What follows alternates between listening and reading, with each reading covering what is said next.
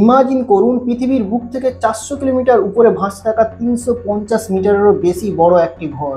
সেই ঘরে থাকে আপনার পরিবারের একজন। আপনি তাকে কল করলেন, জিজ্ঞাসা করলেন উপর থেকে আমাদের দেশ কেমন লাগে। সে উত্তর দিল,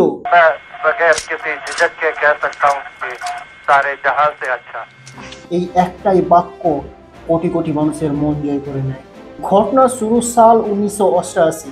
America, Russia, Japan, Europe, Canada এই 5টি দেশ মিলে তৈরি করে ইন্টারন্যাশনাল স্পেস স্টেশন।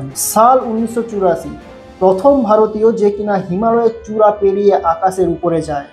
না, এটা কোনো গল্প নয়, এটা বাস্তব। রাকেশ শর্মা প্রথম ভারতীয় যিনি কিনা হিমালয়ের চূড়া পেরিয়ে যায় স্যালুট 7 রাশিয়ার স্পেস স্টেশন।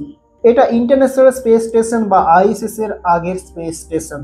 আর এখান থেকে শুরু হয় ভারতের মহাকাশের সেই গৌরবময় যাত্রা। তারপর 1988 সালে তৈরি হয় আইএসএস। কেটে যায় অনেকগুলো বছর। ভারত অপেক্ষায় থাকে কবে পদার্পণ করবে তারাও ইন্টারন্যাশনাল স্পেস স্টেশনে। ইতিমধ্যে সময় হয় সাল 2025। ভারতীয় বায়ুসেনার গ্রুপ ক্যাপ্টেন শুভাংশু শুক্লা হয় সেই সৌভাগ্যবান ব্যক্তি যিনি ভারতের হয়ে প্রথম ইন্টারন্যাশনাল স্পেস স্টেশনে পদার্পণ করেন। 25শে জুন 2025 স্পেস এক্সের ড্রাগন ক্যাপসুলে চড়ে 14 দিনের যাত্রায় পাড়ি দেন শুভাংশু শুক্লা।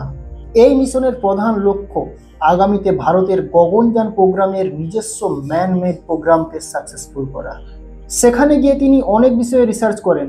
মাইক্রোগ্র্যাভিটিতে মানবদেহের মাসেলস কেমনভাবে কাজ করে, হাড়ের বৃদ্ধি কেমনভাবে হয়, মস্তিষ্কে কেমন প্রভাব পড়ে, মাইক্রো অর্গানিজমের মাধ্যমে কিভাবে অক্সিজেন প্রডিউস করা যায়, চাষবাস ও আরও অনেক গুরুত্বপূর্ণ ক্ষেত্রে। 14 দিনের যাত্রা শেষে শুভাংশু শুক্লা ফিরে আসবেন দেশে। তবে এটা শেষ নয়, এটা শুরু, যার সূত্রপাত হয়েছিল রাকেশ শর্মার মাধ্যমে।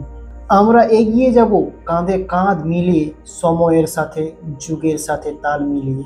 যদি এই ইনফরমেশন আপনার কাছে গুরুত্বপূর্ণ মনে হয় তাহলে কমেন্ট করুন স্যালুট 7। ধন্যবাদ।